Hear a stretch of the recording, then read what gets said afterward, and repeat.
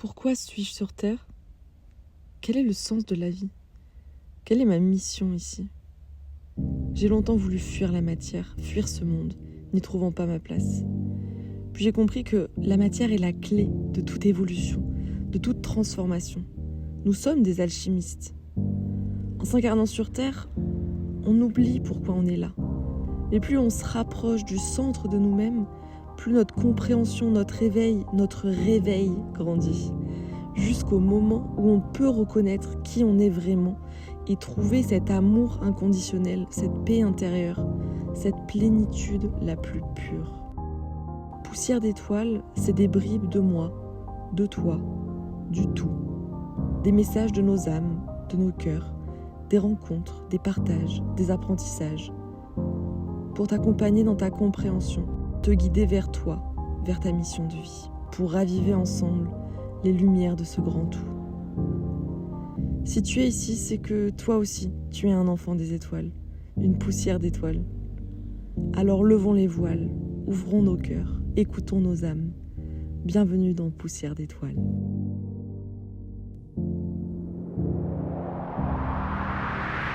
Dans ce nouvel épisode, je suis hyper contente de recevoir Maëva, qui est une amie, mais je dirais même une âme sœur. Elle a un chemin qui a longtemps été plutôt classique et elle a décidé de casser les lignes, de changer de vie. Un coup de frein à main, comme elle dit. Dans cet épisode, on va parler d'étiquettes, de à quel point mettre des étiquettes, c'est limitant dans la vie. On va parler de projets aussi. Vous savez que j'aime bien parler d'explorer la matière pour se trouver soi. Et là, c'est tout le sujet de ce podcast. Donc, passer par le faire pour se trouver soi. L'importance du chemin plutôt que du but. Et puis, écouter sa petite voix, écouter son intuition. On va aussi parler de l'équilibre du coup entre la matière et le spirituel, le mental et le spirituel, et de fréquences d'objets, fréquences vibratoires, fréquences d'émotions, fréquences d'action.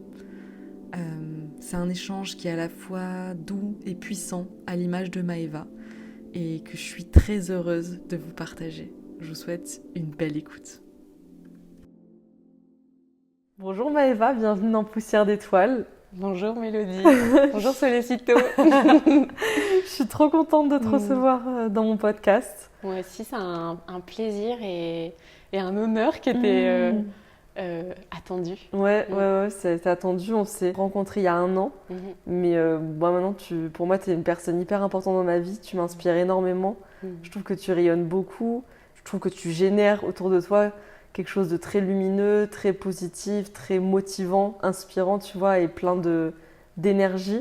Et j'avais vraiment, pour moi, t'es clairement une poussière d'étoiles, tu vois, et j'avais trop envie de montrer au monde, à tous nos auditoristes, ce que moi, j'ai la chance de recevoir, pas au quotidien, parce qu'on se voit pas au quotidien, mais en tout cas, régulièrement, quoi. Et c'est ça, je trouve que j'ai envie de partager aujourd'hui, tu vois, dans ce podcast, c'est ce que tu offres naturellement juste en étant qui tu es. Et je trouve que c'est aussi un message, tu vois, pour les auditeuristes, de se dire qu'il n'y a pas à faire des trucs de fou, même si on va parler du faire, mais qu'en étant aussi qui on est, ça rayonne, quoi. Merci. Donc, merci d'être là. Et est-ce que pour commencer, tu pourrais te présenter comme tu le souhaites? Ok. Donc moi je m'appelle Maëva, ça veut dire papillon en malgache. Et en fait c'est un petit détail rigolo parce que j'ai fait un voyage initiatique il y a 3 ans, je suis partie en Équateur, j'ai changé un peu de vie. Et quand je me présentais, je suis partie en Amazonie, quand je me présentais aux gens, Maëva ils ne comprenaient pas. Et je me suis dit, je vais m'appeler comme par mon prénom, par son sens premier, papillon. Donc je m'appelle Mariposa et c'est un petit peu le petit surnom. Mariposita del amor, con tus colores vuela ya. Mariposita del amor, con tus colores ven a mí. Vuela, vuela, mariposa, vuela, vuela entre las rosas. Mariposita de colores, vuela, vuela entre las flores. Donc moi j'ai 32 ans, je viens de Bretagne. J'ai un parcours un peu, j'aime pas dire classique parce que parce qu'on a tous des chemins différents, mais on va dire que j'ai bien grandi, j'ai eu la chance d'avoir une belle éducation, j'ai grandi dans une famille où il y a eu de l'amour, j'ai eu la chance d'avoir le choix de faire ce que je voulais faire. Et c'était un moment de ma vie où le mental était assez présent, la pression de l'image qu'on renvoyait, etc. Et je me rappelle qu'à mes 18 ans, j'avais très envie de faire de la psychologie. Et notre conseillère d'orientation, à ce moment-là, m'a dit c'est une voie qui est bouchée, ça va être très compliqué. Okay. Et donc j'ai fermé cette voie-là et je me suis dit qu'est-ce que je peux faire parce que je ne sais pas que faire. Et je vais faire une école de commerce. Ouais. Et en fait, donc la voie entre ouais. guillemets royale, la clé qui te permet d'accéder à tout ce que tu veux, mais en fait, c'est pas forcément non plus évident. Et en fait, après mon diplôme, j'ai toujours un petit peu cherché ma place. Okay. 1 an et demi ici, un voyage, 1 an ici, 1 an ici, 1 an ici. Et puis à un moment donné où je me suis dit, il faut peut-être que j'arrête de chercher à l'extérieur des réponses qui se trouvent probablement à l'intérieur. Donc voilà, coup de frein à main il y a 3 mois, il y a 3 ans, 3 mois, dans 3 ans. Et c'est pour ça aussi que j'ai eu la chance de te rencontrer parce que tu es partie un petit peu à la découverte de la vie en collectif qui résonnait avec certaines de mes valeurs. Et j'en suis très heureuse d'avoir finalement reconnecté avec cette voix intérieure-là que j'ai décidé de fermer à mes 19 ans, mes 18 ans, parce qu'en fait, c'est celle-ci qui apporte le plus de bonheur et de sensation de complétude. Tu te rappelles quand tu dis que tu l'avais fermée cette voie-là à tes 19 ans, c'était au moment de ta conseillère d'orientation ou c'est autre chose? Je pense que il y a beaucoup de paramètres, tu vois. J'étais dans une école privée où la réussite, ça avait une place importante aussi. Et je me rappelle que il y avait une idée de vouloir un peu complaire à l'idéal qu'avaient les autres de la réussite. Donc je sais que cette école de commerce-là, elle était relativement réputée à l'époque et que c'était une chance et aussi, tu vois, une sorte de victoire de pouvoir l'intégrer. Et je cherchais ça, je pense, la reconnaissance dans les yeux des autres à ce moment-là de ma vie, Et je mettais ça en priorité. Après, ça s'est fait aussi parce que je suis l'aînée d'une famille d'une quinzaine de petits-enfants et je sais que les yeux étaient aussi rivés sur moi. Tu sais, il y a une histoire de... Comme si tes parents, tes grands-parents, ils voyaient un peu dans leur progéniture une extension d'eux-mêmes qu'il fallait absolument façonner, entre guillemets, à l'image de leur réussite. Et en fait, je voulais pas trop casser les lignes, je voulais vraiment être dans le rang, faire plaisir.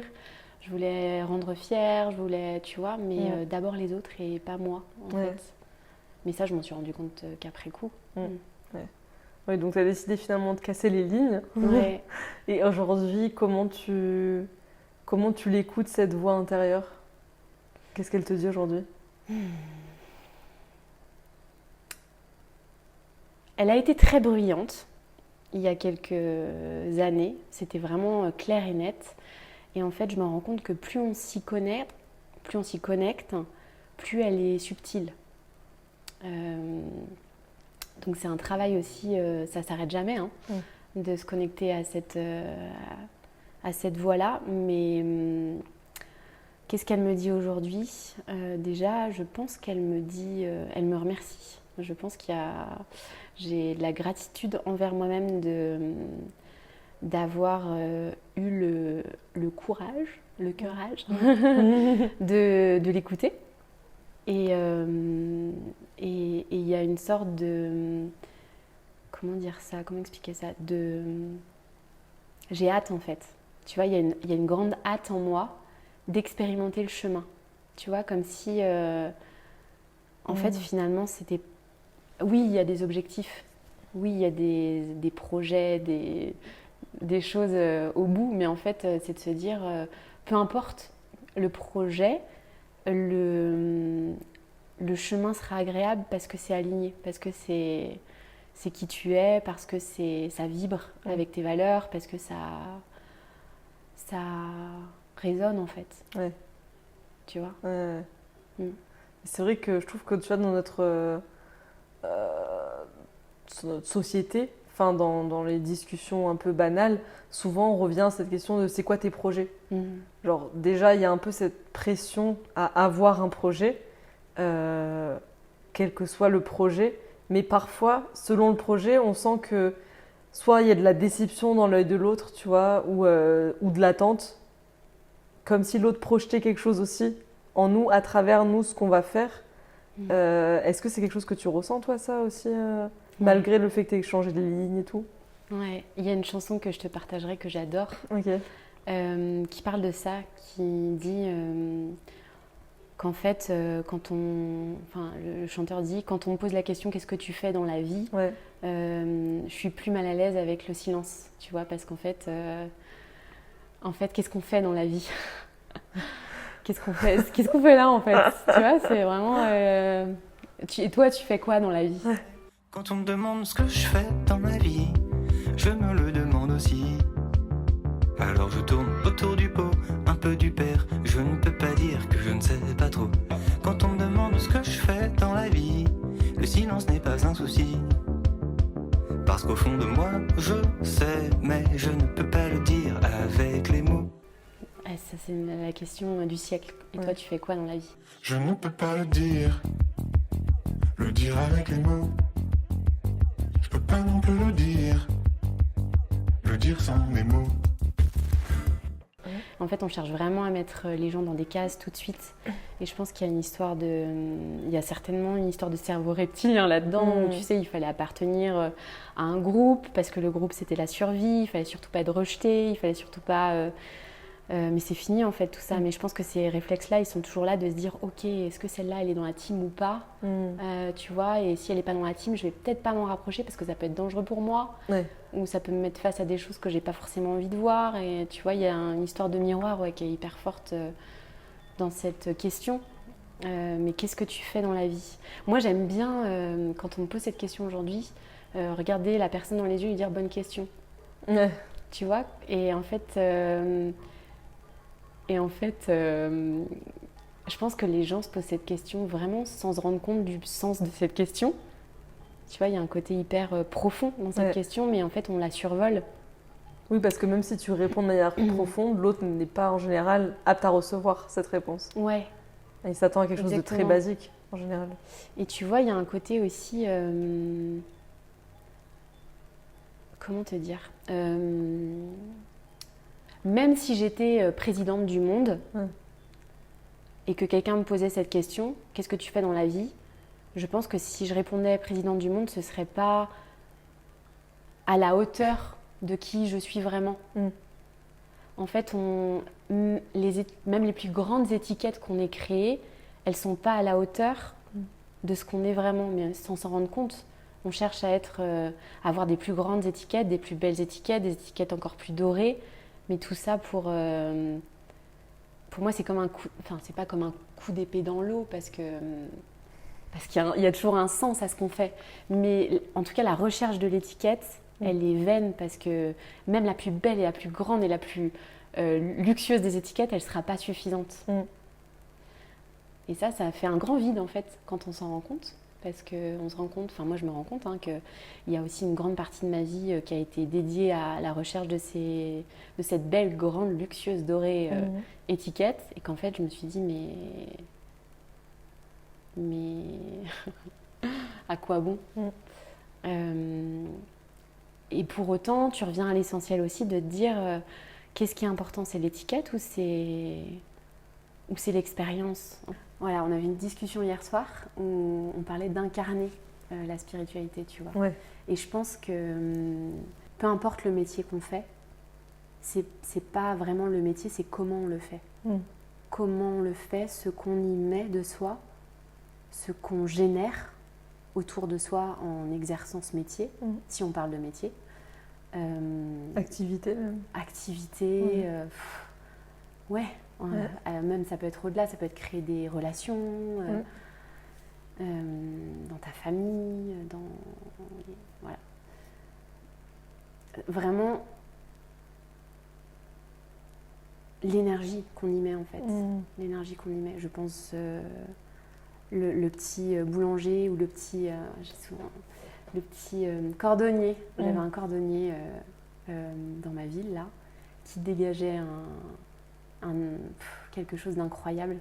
Et j'adorais aller le voir. Tu vois, je faisais mes cours, j'allais voir le cordonnier, je lui demandais comment ça allait et il générait un amour autour de lui, une sérénité. Il avait une douceur dans les yeux, quelque chose de... je saurais même pas y mettre des mots, mais je me disais, mais merci d'être le cordonnier du petit marché qui est à côté de chez moi. Enfin, merci d'être là, en fait. Ouais. Il y a quelque chose qui se transmettait qui était hyper fort. Il n'y a pas besoin d'être président de la République pour générer ce niveau de lumière autour de soi, quoi. Et c'est pour ça que l'étiquette, elle me paraît limitante, en fait. Tu vois. Et je trouve que ça rejoint un peu le fait que, tu vois, de se dire, à notre enterrement, est-ce qu'on va dire elle était trop forte parce qu'elle était directrice de cette entreprise. Je pense que tout le monde s'en fiche que tu sois directrice de telle entreprise ou coiffeuse ou barman.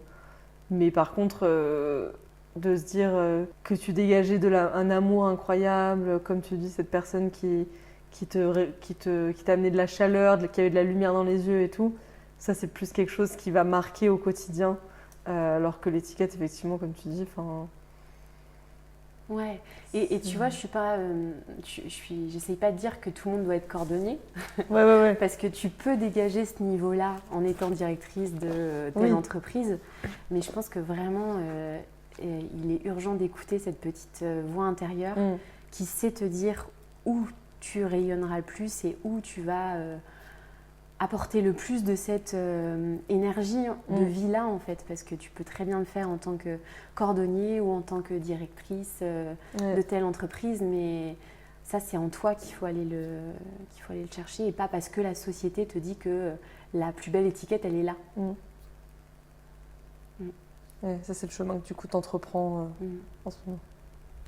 Bah, c'est vraiment de casser tout ça, là, toutes ces croyances que j'avais, de me dire « Ah, la plus belle étiquette, c'est ça, je vais tout mettre en œuvre pour y arriver. » C'est plutôt de se dire quel type de lumière j'ai envie de dégager. Et quand je me connecte à ça, qu'est-ce qui me vient comme projet, qu'est-ce qui me donne envie, avec qui j'ai envie de collaborer, avec qui j'ai envie de me mettre en relation, où est-ce que j'ai envie de le faire, pourquoi j'ai envie de le faire. Il n'y a plus d'histoire de cases ou d'étiquettes, tu vois. Ça me paraît tellement petit, en fait. Ça me paraît pas prioritaire. C'est important aussi parce que... Et ça l'est peut-être pour certaines personnes, tu vois. Peut-être qu'il y a des personnes qui ont comme objectif de vie d'avoir telle étiquette. Et c'est OK aussi. Ouais. Mais si ça vient vraiment de l'intérieur et que, tu vois, c'est un cheminement et de se dire « OK, c'est ça, c'est cette étiquette-là que je veux, go !» Mais si vraiment ça vient de toi, tu vois, pas parce que tu l'as intégré au fil des ans, qu'on te l'a martelé depuis ton enfance, ou parce que tu crois que c'est comme ça que tu vas avoir la reconnaissance que tu mérites, enfin, tu vois ce que je veux dire. Oui, c'est ça, et de voir qu'est-ce que ça va t'apporter au final d'avoir cette étiquette-là et qu'est-ce que ça va apporter aux autres dans ce que tu vas générer. Ouais. D'abord toi, je pense, parce qu'en fait, tu t'apportes tu te nourris, en fait.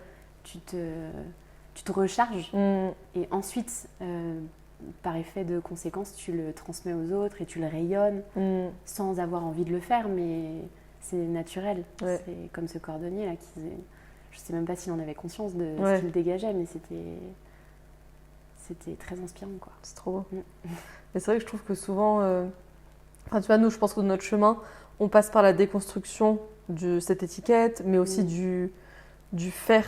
Je pense qu'on essaye d'être plus dans l'être, mais en fait, pour être dans l'être complètement, on doit aussi passer par le faire pour aller explorer justement les différentes possibilités et trouver dans quel faire on est le plus nous-mêmes, quoi. Tu vois ce que je veux dire ? Comment tu explores ce faire, en gros, pour te trouver toi ? Ça a été assez compliqué à expérimenter. Parce qu'en fait, je me suis rendu compte que je ne me connaissais pas forcément vraiment. Donc il y avait un peu beaucoup de choses à faire en tout cas. Et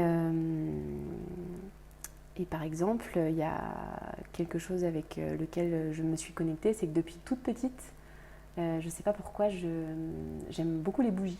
Ok. J'aime beaucoup les bougies, c'est vraiment un objet, tu vois, et surtout depuis quelques années, dès que j'ai envie de créer, tu vois, une ambiance chez moi un peu cosy, un peu réconfort. J'allume une bougie ou j'allume un feu. Enfin, cet élément-là, il est assez présent pour moi. C'est quelque chose quand je suis triste ou hop, je me mets une bougie. Tu vois, il y a quelque chose de très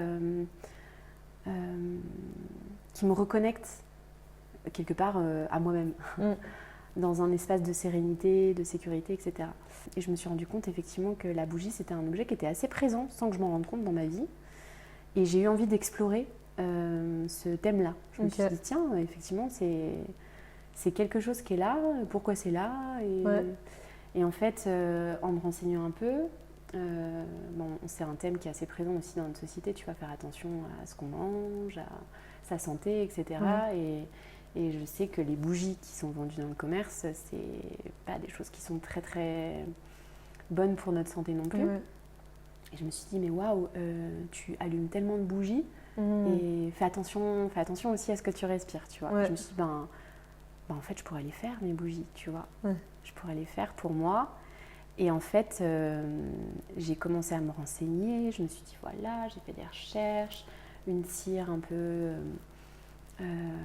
respectueuse de l'environnement, éco-responsable, sans pesticides, sans OGM, respectueuse aussi de notre santé à nous, des huiles essentielles, tu vois, qui viennent de Grasse, pas des parfums synthétiques ou autres, et des contenants vintage, donc des petites tasses vintage, des petits verres qui me plaisent, que je vais chiner dans les brocantes.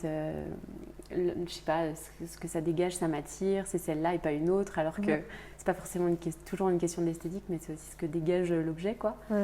Et en fait, je me suis rendu compte qu'en faisant ça, en l'expérimentant pour moi, parce qu'à la base, c'était parce que je voulais faire des cadeaux de Noël personnalisés, moi-même.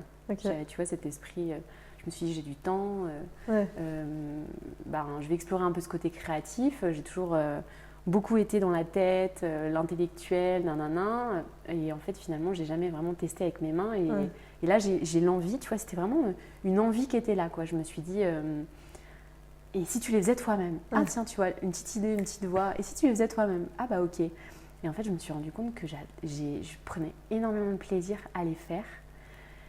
Et quand je les ai offertes, ces bougies, j'ai vu également énormément de plaisir dans les yeux de la personne qui la recevait. Et je me suis dit, waouh, j'ai eu l'impression de transmettre au-delà de l'objet. Tu sais, c'est comme si j'avais mis un peu de moi dans la bougie et que j'étais en train de transmettre cette petite flamme-là et que l'autre le percevait dans le subtil, dans l'inconscient, tu vois. Tu sais, c'est comme quand on te fait un cadeau avec du cœur, tu sais, un cadeau qui a du sens ou qui a... Comme si ça avait une âme presque, tu ressens... comme si ça peut être une bêtise, mais tu ressens tout ce que porte cette attention, cet objet, Et je me suis dit, oh là là, tu vois, ça m'a tellement nourrie. Voilà. En fait, j'ai donné ce cadeau et je me suis sentie tellement nourrie en même temps, en le faisant, en le pensant, en le donnant. Je me suis dit, mais waouh, j'ai envie d'en faire plus en fait, tu vois. J'ai envie d'en faire plus et j'ai trouvé ça vraiment transformateur pour moi, d'explorer cette partie un peu créative aussi sur cet objet, qu'aurait pu être un autre objet, qu'aurait pu être une autre activité, qu'aurait pu être... Mais en l'occurrence, là, c'est ce qui m'est venu à ce moment-là, c'était la bougie, quoi. Est-ce qu'avec le recul, tu arrives à comprendre pourquoi c'est la bougie en particulier qui t'a appelée? Qu'est-ce que c'est la symbolique derrière qui vient toucher quelque chose en toi? Ouais. Alors, je pense que je la cherche encore. C'est vrai? J'ai une partie de la réponse, mais La bougie, pour moi, c'est un objet un peu portail. Bon, j'ai eu une éducation catholique, j'ai pris du recul par rapport à cette éducation-là. Mais en tout cas, les églises sont des lieux qui m'attirent quand même. Tu vois, souvent les églises, elles étaient construites sur des points telluriques, énergétiques, et ce sont des vortex aussi qui nettoient beaucoup. Et j'aime bien entrer dans les églises et souvent j'aime bien allumer des cierges. Et tu vois, il y a pour moi un grand contraste en allumant le cierge, tu vois, cette petite flamme-là, dans ce grand monument de pierre, froid, inaccessible, tu vois, et cette petite bougie, cette petite lumière qui vacille, qui est fragile, enfin, il y a quelque chose d'hyper... et les deux qui cohabitent ensemble, je trouve ça très beau en fait, très poétique.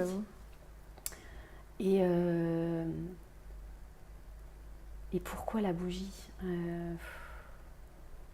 Peut-être qu'il n'y a pas de pourquoi. Hein. Peut-être qu'il n'y a pas de pourquoi. Peut-être qu'il n'y a pas de pourquoi. Et je pense que c'est ça aussi. Tu vois, l'idée de suivre sa petite voie. Parfois, le mental veut comprendre. Et parfois, il n'a pas forcément sa place dans pourquoi est-ce qu'il y en a qui sont passionnés par l'astronomie, pourquoi est-ce qu'il y en a qui sont passionnés par le jardinage. En fait, je pense qu'on est là aussi pour expérimenter avant tout. Et c'est là où je trouve hyper intéressant quand tu disais qu'il faut passer d'abord par la matière, tu vois, pour connaître un peu le subtil. C'est qu'on est là pour ça aussi. Enfin, je pense que... Et moi, la bougie, elle m'a permis de reconnecter avec des parties de moi dont je n'avais pas forcément conscience. Tu vois, le côté sacré, le côté... Quand je médite, la bougie, elle m'aide à me recentrer. Tu vois, il y a vraiment un côté allez, là, tout ce qu'il y a autour, on oublie. Et tu te recentres sur ta propre lumière, sur ton propre...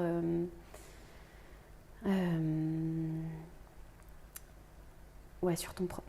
Tu te recentres. Point, en fait. Ça fait le vide. Mais je pense qu'on a tous un peu nos méthodes, nos talismans. C'est là que c'est beau, c'est qu'en fait, il y a autant de projets que de personnalités, que d'âmes, que de chemins, on l'appelle comme on veut. Mais en tout cas, pour moi, c'est ça. C'est vraiment la bougie, c'est un objet sacré qui vient sécuriser un espace intérieur et extérieur, tout en connectant les contrastes. Le fort, le vulnérable, l'ancien, le nouveau. Dans cet objet, pour moi, il y a quelque chose d'assez multidimensionnel. Et ça rejoint un peu le fait de... Enfin, tu dis l'ancien, le nouveau, le fort, la vulnérabilité. Ça rejoint aussi un peu de ce que tu me disais en off, le côté lancement d'un nouveau projet. Genre comme si cet objet symbolisait aussi... Un passage un peu. Ouais, un passage, quelque chose de une transition. Alors moi, ça a été un sujet... j'ai eu souvent tendance dans mon passé à me faire toute petite. Enfin, il y avait une envie de briller en moi, mais il y avait aussi une certaine appréhension. Tu vois, comme si c'était un peu contre nature d'aller sur le devant de la scène. Et pourtant, je sens qu'il y a aussi une énergie qui me pousse à le faire. Et ça a été très initiatique pour moi, ce projet un peu bougie, parce qu'il a fallu montrer aux autres une part de moi que peut-être j'avais pas encore montrée auparavant. Et c'était aussi me montrer dans ma vulnérabilité, dans ma vérité. Montrer cette part un peu spirituelle dans un monde comme le nôtre. Pour moi, ça pouvait être un peu compliqué. Challengeant. Challengeant. Donc pour moi, ce projet bougie, ça a été un passage de mettre dans la matière ce que je ressentais à l'intérieur. Il y avait une forme comme un besoin d'asseoir une légitimité. Tu vois. Alors je l'ai fait de façon consciente, mais je pense qu'en fait tout le monde le fait de plus ou moins de façon inconsciente. En fait, on choisit pas un métier par hasard. Quelque part, tu vois, il y a quelque chose. Il y a des choses qui se jouent dans l'inconscient, qui sont relativement profondes. Un policier, enfin voilà, après, c'est pour prendre un exemple un peu cliché parce que je pense qu'aujourd'hui il y a plein de raisons qui peuvent nous pousser à faire un tel ou tel métier. Mais un policier, une personne va peut-être avoir besoin de justice, de cadre, tu vois, va rechercher cet ordre-là à l'extérieur. Peut-être que c'est quelqu'un qui en a besoin à l'intérieur aussi. Je pense qu'il y a dans le fait de mener à bien un projet, quelque part on le fait des deux côtés, à l'extérieur et à l'intérieur. D'où l'importance d'écouter cette petite voix, parce qu'en fait, je pense qu'il y a un besoin de laisser la place à cette harmonie inconsciente. Et on ne sait pas toujours pourquoi, mais en tout cas, on en a besoin. Et ça nous apporte énormément de bonheur, de sensation de travail bien fait, tu vois. Et du coup, ça, on le transmet aussi autour de soi. Et ça va au-delà, peut-être, de gagner sa vie ou de s'insérer dans une société. Je pense que ça a une dimension beaucoup plus réalisatrice, personnelle. C'est une dimension réalisatrice personnelle et je pense que ça demande aussi du courage, du courage et de la force, tu vois, comme ce que tu as fait, d'exposer. Moi, en t'écoutant, j'ai eu cette image que la bougie, elle venait mettre en lumière cette part de toi que tu laissais un peu dans l'ombre, tu vois. Et cette part de vulnérabilité, ça t'a demandé une certaine force intérieure. Ça t'a permis de révéler une certaine force intérieure. Toi, où tu trouves cette force pour l'écouter, cette petite voix, justement? Je ne sais pas si c'est trouver la force ou si c'est plutôt... à un moment donné, c'est pas que j'ai pas eu le choix, mais c'est que j'avais essayé un petit peu toutes les autres options, tu vois. En fait, il y a un moment donné où je me suis assise et je me suis dit, mais c'est pas possible, je peux pas continuer toute ma vie comme ça, à rentrer dans un moule qui me convient pas, à essayer de répondre à des injonctions extérieures qui sont pas les miennes. En fait, il y a un moment donné où la coupe était pleine. C'est un peu ça, hein. La coupe était pleine et je me suis dit, là, en fait, j'ai juste envie d'être heureuse, quoi, épanouie. Et c'est à partir du moment où j'ai pris cette décision que le projet Bougie, je pense, s'est ouvert à moi. Et j'ai presque pas eu besoin de courage pour le suivre. Là où j'ai eu besoin de courage, c'est plus peut-être de le montrer aux autres. Tu vois, mais ça après, je pense que c'est une autre histoire de gérer les masques, on en parlait un petit peu tout à l'heure, tu vois. Le souci, c'est que on crée des... c'est aussi, on exprime à un moment donné une partie de nous qui, à un moment donné, n'a plus lieu d'être.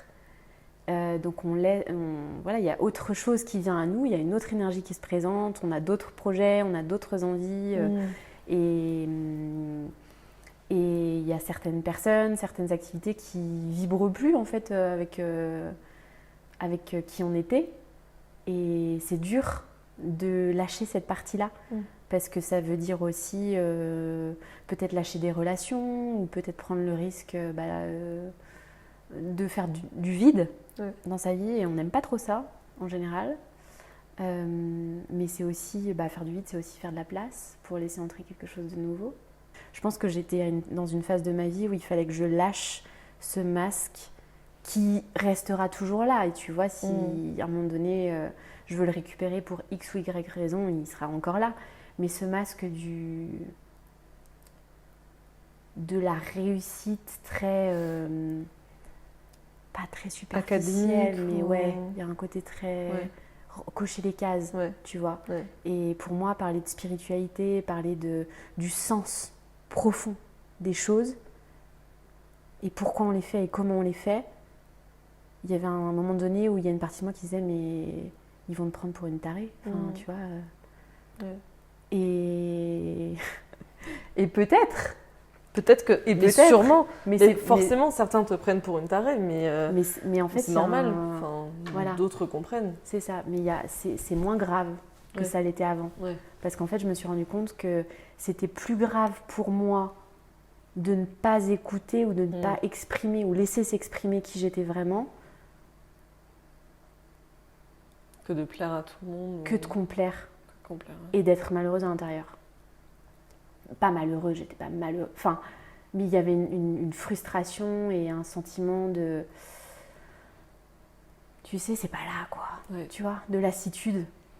D'agacement. Ouais. Parce qu'en fait, j'avais l'impression de courir après la mauvaise carotte, quoi. Mm. Et quand je l'avais, je me disais, ah bah ça y est, c'est bon, je l'ai. Et ben non. Et tu ressens toujours c'est pas en ça. toi Ouais. la pleine mission. C'est ça. Donc voilà, j'ai changé la méthode, quoi. Ouais. Un peu par dépit, mais quelque part, le courage, ouais, il est plus dans le fait d'exposer, pour moi. D'exposer cette partie-là, quoi. Ouais. Mm.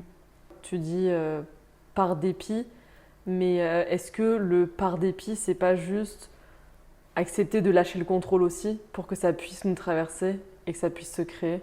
Mm. Et le deuxième truc sur lequel je voulais rebondir, c'est que s'exposer aux autres, c'est vrai que c'est une étape le plus difficile, et à la fois sans s'exposer aux autres, notre projet ne peut pas exister parce que ça existe aussi par les autres quand on crée quelque chose. Le plaisir que j'ai ressenti, tu vois, le sentiment de réalisation que j'ai ressenti quand je faisais les bougies, il n'aurait pas été complet si j'avais pas ressenti aussi cette partie de bonheur quand je l'offre et quand je vois que ça touche et que ça fait vraiment plaisir à la personne qui les reçoit. Ça. Donc oui, en fait, pour être complet, en fait, les autres font partie du voyage, ouais. Ouais, exactement. Et c'est pour ça aussi que c'était un passage pour moi. C'est que je pense que ça fait quelques temps que je l'ai intégrée intérieurement, cette partie-là. Mais j'avais besoin de la partager. Ouais. Et c'est à travers ce projet que je le fais. Ouais. C'est comme ça que ça se met en place. Et moi, ce que j'entends, c'est aussi que c'est une manière, à travers un objet courant qui parle à tout le monde, montrer quelque chose de nouveau peut-être pour certains. Tu vois, genre une bougie, tout le monde connaît une bougie, tout le monde a déjà vu une bougie. Et toi, tu apportes quelque chose, il y a un message que tu veux faire partager, et moi, ce que je vois, c'est qu'il y a un message que tu veux diffuser, et tu te sers d'un objet random, pour diffuser quelque chose de bien plus profond que ce qu'on croit. Ouais. Tu vois ce que je veux dire? Ouais, c'est vrai. J'ai vraiment cette image-là. Oui, c'est vrai, parce que je me rappelle, j'ai eu des expériences d'entrepreneuriat où je cherchais l'idée du siècle. Voilà, c'est ça. Exactement. Ouais. L'idée du siècle. Pour révolutionner les consciences. Ouais, quoi. tu vois, il y avait un côté hyper grandeur. Et en fait, je me suis rendu compte que c'était vraiment en étant... tu vois, il y a la petite goutte qui fait déborder le vase. Tu vois, c'est qu'une petite goutte, mais n'empêche que le vase déborde. Ou le colibri. Ouais, voilà, c'est ça, la colibri. légende du colibri, que je vous invite à aller découvrir si vous ne la connaissez pas, elle est magnifique. Mais ouais, il y a un côté commencer par le petit en fait, parce que je pense que les plus grands changements commencent par les petites choses. Et oui, en fait, on parlait de musique, je crois que c'était hier ou avant-hier, tu sais, de fréquence. Et chaque note a son... Il y a une expérience dont je ne me rappelle plus le nom, mais on joue des notes de musique et il y a du sable sur une table. Et en fait, selon la note de musique, le sable va former une figure. Et chaque note a sa figure, tu vois. Et je pense que... Pourtant, on parle de musique. C'est un thème général. Donc, on parle de bougies. On peut dire que toutes les bougies se ressemblent. Oui, c'est une bougie. Mais en fait, je pense vraiment que l'intention qu'on y met, l'énergie qu'on y met, les personnes qui vont co-créer ce projet vont créer la bougie dans son essence. Comme nous, on est un corps, mais on n'est pas juste un corps. On est bien plus qu'un corps. On a quelque chose qui nous anime au fond. Et ben, je suis persuadée que c'est des vibrations quoi, qui créent cet objet. C'est ça. des fréquences. C'est ça. Et en fait, ça va plus loin. Nous, on perçoit. Il y a des personnes qui perçoivent plus de plans que d'autres, mais en général, on perçoit la matière. Et on ne perçoit que la matière. Mais je suis persuadée que dans quelques années, on percevra bien plus. Et déjà, on le perçoit un peu subtilement. Ouais. Tu vois, quand tu dis « cette personne-là, je la sens pas trop. Je ne peux pas te dire pourquoi, je la connais pas. » Mais tu vois, il y a des choses qui se passent dans l'énergétique. C'est la même chose pour les objets. Aujourd'hui, on a beaucoup des vêtements qu'on porte qui sont faits dans des conditions qui sont vraiment pas louables, avec des matières qui sont ni bonnes pour notre santé, ni bonnes pour la planète, vu la façon dont on les fabrique. Et pour l'instant, on ne perçoit que le physique. Ah bah cette marque-là, je l'adore, ou cette fringue-là, je l'adore. Mais quand on percevra l'énergie que porte cet objet, je pense que le monde commencera vraiment à changer. On se rendra vraiment compte de ce qui se joue, en fait, dans le subtil, à travers la matière. Pour l'instant, ce n'est pas encore généralement le cas, même si ça commence. Ça commence. Et je pense qu'un des objectifs un peu sous-jacents de ce projet, c'est vraiment tu sais, une sorte d'allumer un petit truc, de dire ce qu'on met dans un objet, c'est important. Et c'est peut-être même plus important que l'objet en soi.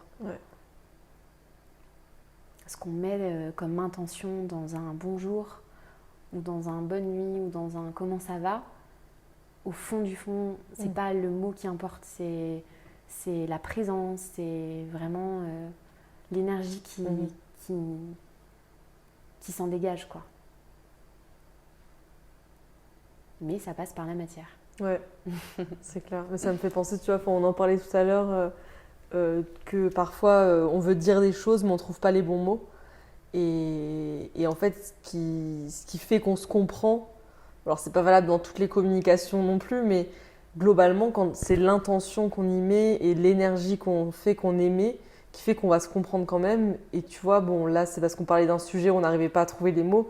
Mais par exemple, quand deux personnes parlent pas la même langue et n'ont pas de langue en commun, genre moi, je me rappelle quand j'étais en Éthiopie, tu vois, je parlais avec les Éthiopiens, moi je parlais en français et eux ils parlaient en amharique, la langue de là-bas. Et en fait, on se comprenait parce que c'est la vibration qu'on émet qui fait qu'on se comprend. Et c'est un peu. Ouais, c'est ça. Je trouve que ça rejoint un peu. Au-delà des mots, quoi. Ouais, c'est ça. Au-delà de ce qu'on perçoit avec ça. Nos sens. Traditionnels. En fait, il y a d'autres sens. Ouais. Et je pense qu'on le perçoit un peu toujours, plus ou moins, tu sais, quand tu rentres dans un lieu, tu t'y sens bien, tu vois, ou pas. Enfin, c'est là. Mais je pense que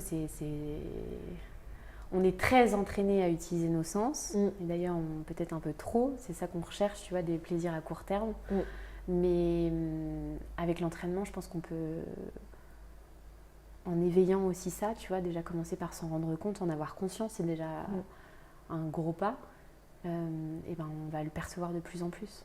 Et du coup, ça va nous permettre de nous approcher de plus en plus des personnes, des activités, des objets, des lieux qui nous correspondent. Parce qu'on saura, on parlait hier de discernement vibratoire, on saura vraiment reconnaître, au-delà des apparences, ce qui nous va bien ou pas. Oui, parce qu'au final, ce qu'on voit, quand on utilise un ou quelques-uns de nos 5 sens, c'est rien, c'est du vide qu'on perçoit, qu'on voit. Mais si on fait confiance à notre intuition, je trouve que c'est là qu'on voit vraiment, voir avec le cœur en fait. Comme je crois que c'est Saint-Exupéry qui dit on ne voit bien qu'avec le cœur, l'essentiel est invisible pour les yeux, quelque chose comme ça. Je trouve que c'est tellement juste. Exactement. Ouais. Et ça fait partie aussi de l'expérience, tu vois. Bah oui. C'est aussi ça qui est chouette. Enfin, tu vois, on est obligé de passer par là pour découvrir cette sensibilité-là. Ouais. La beauté de la vie, elle est aussi dans l'expérimentation par les 5 sens, par le matériel. Mais on a peut-être un petit peu laissé de côté l'autre partie. Voilà. Il faut peut-être venir la remettre un peu. Tu vois, c'est la prophétie amérindienne de l'aigle et du condor.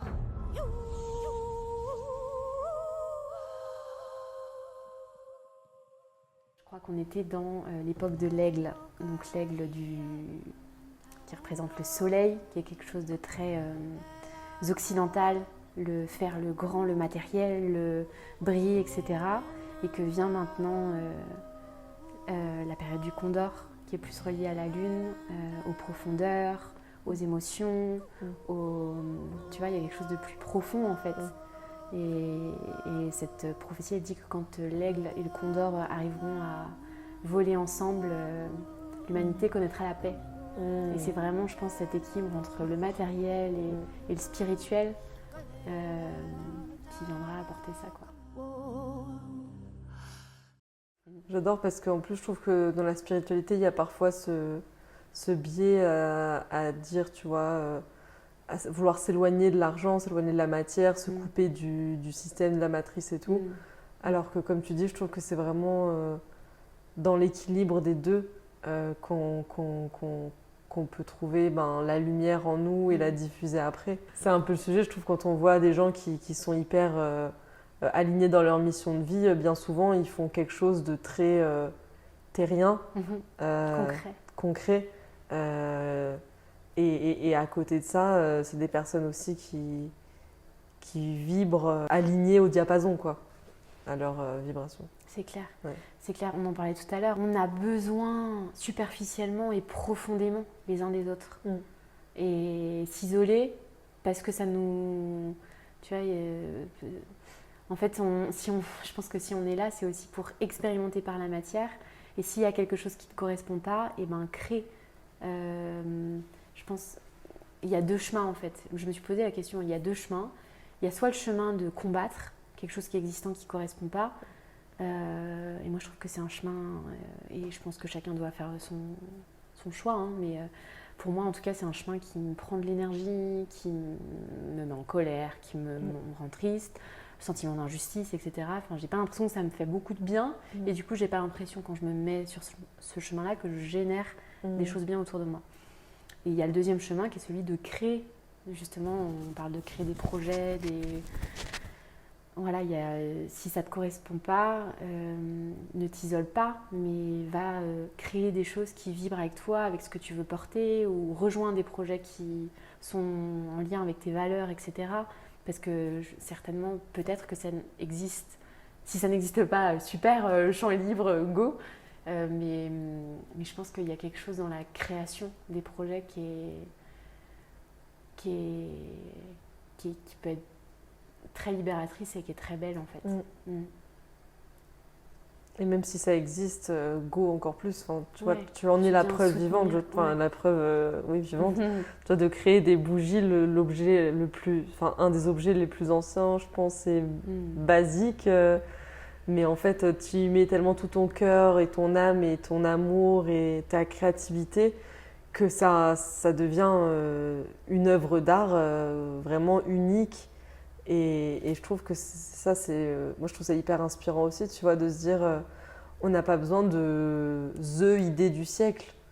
C'est trouver ce qui nous fait vibrer nous, et en fait, si c'est aligné à notre vibration, enfin si c'est aligné avec notre cœur, ça va forcément être unique. C'est ça. Et ça va forcément diffuser ce que ça doit diffuser aux autres. Et ça peut être l'idée du siècle aussi. Et ça peut aussi être l'idée du siècle, bien sûr. Il y a des entrepreneurs qui sont très... qui vont innover en fait, complètement, qui vont être en rupture complète avec le système, et c'est super. Il y a vraiment besoin de ça aussi. Mais tout le monde n'est pas comme ça. Oui. Et tu vois, il y a un... Ouais, c'est ça en fait. C'est en fait se rendre compte de nous, quelle est notre patte, quelle est notre couleur en fait. Et de quoi on a envie. Et on nous apprend pas assez ça à l'école, tu vois, à savoir quelle est notre couleur, quelle est notre... Il y a un côté, il faut être ça parce que c'est bien, cette étiquette elle est bien, cette case elle est bien. Mais on ne nous demande pas à quel genre de case, quelle forme, ou quelle couleur on veut ressembler. Et je pense qu'il faut revenir à ça, Ouais, déconstruire l'unique schéma de réussite qu'on nous inculque. Moi, j'ai envie de te demander, tu parlais de créer ou de lutter, entre guillemets. Moi, je suis aussi plutôt dans le côté, enfin complètement, j'ai quitté le côté lutter et se battre pour plutôt créer le nouveau monde. Euh, c'est quoi la vision que tu as de ce nouveau monde que tu veux créer, auquel tu veux participer en tout cas, dans ta création?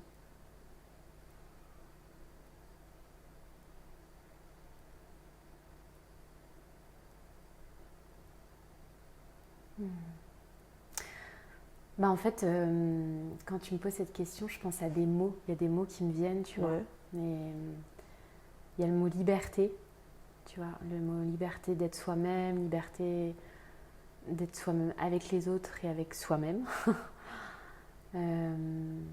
Liberté d'aller là où on veut, vers le métier qu'on veut. Respect. Respect du fait que les autres n'ont pas le même chemin que le mien et que tout est complémentaire et que, tu vois, il y a un côté connexion. On se rend compte que, tu vois, l'effet papillon, que tout est connecté en fait et que nos choix de vie, nos choix de consommation, nos choix, ben c'est un circuit en fait qu'on alimente. Et il peut être très beau ce circuit-là. En fait, on peut soutenir beaucoup de choses très positives rien qu'en faisant des choix conscients de consommation. Et c'est déjà beaucoup. Mais il y a un côté. Je pense que les gens ont besoin de comprendre à quel point ils ont du poids. Tu vois, en fait. Dans le vase, la goutte d'eau, chaque goutte d'eau est importante. La goutte d'eau qui fait déborder le vase, c'est une goutte d'eau. Donc effectivement, une goutte d'eau, c'est pas grand-chose. Mais en fait, on a trop tendance à se fondre, à oublier notre puissance, notre pouvoir. Ouais, c'est ça. Et en fait, moi, j'ai vraiment commencé à me transformer, je pense, le jour où j'ai compris le poids que je pouvais avoir. Mais pas forcément en inventant la start-up de l'année. Juste en... Je pense vraiment que l'énergie est contagieuse et que c'est... Prendre conscience de ça, c'est déjà énorme en fait. Donc la connexion, ouais, c'est comprendre à quel point tout est connecté. Et je parle pas seulement de notre petite place d'humain, mais il y a aussi les plantes, les animaux. Enfin, tu vois, on est là un peu sur une terre où on oublie qu'on n'est pas tout seul en fait. Il y a une harmonie qui est là et qui était là avant nous et qui sera sûrement là après nous. Et en fait, ouais, il y a un côté prendre conscience de son poids, de son pouvoir, de sa place. Et en même temps, je reviens à ces contrastes-là. On est tellement petit, on fait tellement partie de quelque chose de plus grand en fait. Et c'est pas forcément évident à comprendre au niveau du mental, mais c'est avoir conscience de cette grande place qu'on prend. Et en même temps, on est une petite goutte. Et pour remplir le vase, on a besoin des autres gouttes. Et mettre de la conscience là-dessus. Et ça vient très vite. À partir du moment où on a cette conscience-là, tout bouge très vite autour de nous. On l'a vu on a eu un bel exemple aussi pendant le confinement et la pandémie, de voir à quel point les choses pouvaient bouger très rapidement. On a eu la preuve dans la matière justement qu'en l'espace de 3 semaines, on voyait les eaux de Venise redevenaient bleues, les biches revenaient dans les villes. Enfin, il y a quelque chose d'hyper... Moi, je trouve ça hyper encourageant de se dire... parce qu'on a tendance à être plombé par tout ce qui se passe autour de nous, tout ce qui... On se dit, mais jamais on arrivera en fait. La seule solution, c'est de se trouver une autre planète. Et en fait, tu vois, il y a un côté très... Le positivisme et avoir confiance. Avoir confiance en soi, en ce qui se passe autour de nous, et de se dire que voilà, la seule chose sur lequel on peut avoir une action, c'est comment on se sent et ce qu'on génère autour de nous. Et après lâcher quoi. C'est déjà beaucoup de faire ça. T'as réussi à lâcher toi? J'essaye toujours. Je pense que c'est là aussi où tu vois, on disait l'équilibre entre la matière et le spirituel. Entre le mental et le spirituel, tu vois, il y a toujours le côté... ouais, je pense que j'ai réussi à connecter à quelque chose de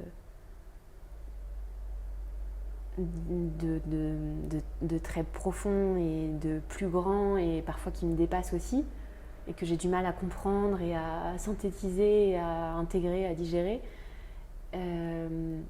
Et parfois je le lâche aussi parce qu'on est dans notre vie, on est dans les... Et c'est normal en fait, on expérimente ça et on est tous interconnectés, donc on partage notre vie avec quelqu'un qui va rentrer, qui fait un peu la tronche et hop, et l'énergie est contagieuse et bah nous on fait la... Et en fait, mais se dire qu'on a toujours cette capacité-là à se reconnecter, que cette voix-là, que cette lumière-là, elle nous est propre et qu'on a toujours possibilité de s'y connecter, peu importe ce qui se passe autour, mais que le autour, ce sera toujours là et ça fait partie du jeu et ça fait partie de... C'est ce qui nous permet aussi de regarder en soi. Ça fait un effet ping-pong, effet miroir, effet ping-pong, balle de ping-pong. La balle de l'intérieur, on la renvoie à l'extérieur et elle nous renvoie quelque chose. C'est ça qui est hyper riche, ouais, c'est ça. C'est ça qui fait avancer aussi bien l'extérieur que l'intérieur finalement. Ouais. Je pense qu'on va s'arrêter là. Je pense qu'on a bien fait le tour du sujet. Est-ce qu'il y a un dernier, peut-être un message que tu as envie de diffuser, peut-être pour les personnes qui nous écoutent et qui ont une idée de projet, une envie, qui n'osent pas, tu vois, quelque chose, des blocages par rapport à, tu sais, quelque chose qui les retient d'aller dans ce qui leur fait plaisir, qui leur plaît? Eh ben, je pense que déjà, nos peurs cachent nos plus beaux cadeaux. Il y a quelque chose de cet ordre-là. En fait, quand on arrive à dépasser ça, on se rend compte que ce qu'il y a derrière, c'est comment est-ce qu'on a fait pour rester bloqué, en fait. Tu vois, il y a quelque chose d'hyper libérateur, d'hyper...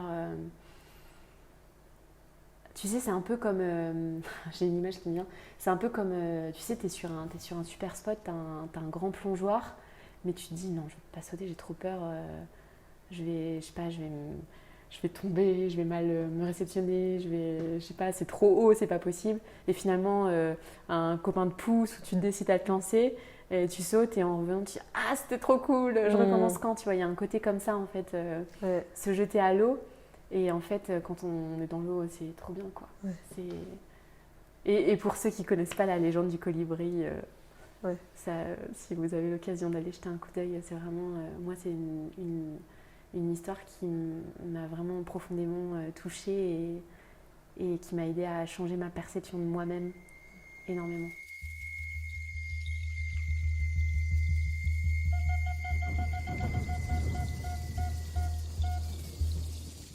Ça se passe en forêt.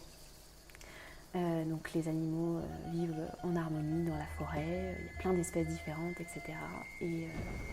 Et un jour, un grand feu se déclenche dans la forêt. Une branle-bas de combat, tous les animaux en panique, ça court partout, qu'est-ce qui se passe, nanana. Et à un moment donné, le groupe d'animaux décide de se rejoindre pour discuter de ce qu'il va falloir faire, mettre en place pour gérer ce feu qui prend de plus en plus de place et gérer tout ça. Et le groupe d'animaux se regroupe et voit passer un colibri qui, lui, ne fait pas du tout attention au groupe et qui fait des allers-retours en fait, entre le feu et le lac. Et donc le lion l'interpelle et lui dit Colibri, tu fais quoi? Viens avec nous, on se réunit, on discute, arrête de faire ce que tu fais là, c'est inutile. Et le colibri ne répond pas. Et du coup un autre grand animal l'interpelle et lui dit bon Colibri, c'est vraiment ridicule là, tu crois vraiment que tu vas éteindre le feu avec ton petit bec et viens plutôt discuter avec nous de savoir ce qu'on va faire pour ce feu. Et bref, le colibri continue, il se fait interpeller une dernière fois et là le colibri s'arrête et il se dit « Les gars, je sais que je vais pas l'éteindre tout seul ce feu, mais au moins je fais ma part. » Et il y a un côté hyper responsabilisant là-dedans. En fait, on attend tous que les uns les autres on fasse quelque chose, mais sans se donner du propre, sans se rendre compte de son propre pouvoir. Et je pense que quand chacun reconnecte avec ça, c'est contagieux. Et c'est ça qui est très beau, quoi. Merci Maëva. Merci Papillon. Merci pour ta confiance et ton écoute et ce que tu proposes aussi. Merci d'être venue sur Poussière d'étoiles. À bientôt. À bientôt.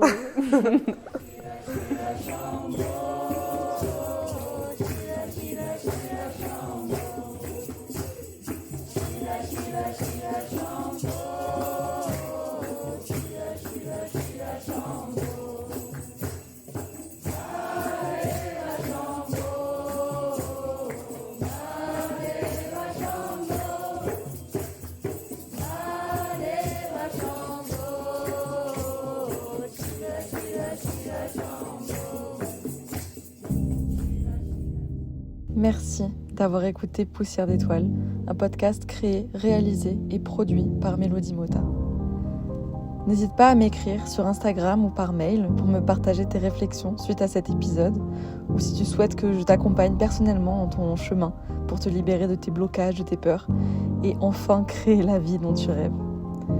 Pour ne pas louper les prochains épisodes, n'oublie pas de t'abonner sur ta plateforme d'écoute préférée. Tu peux aussi laisser une note ou un petit commentaire. Tu n'imagines pas à quel point ça me donne de la force. À très bientôt, chère étoile.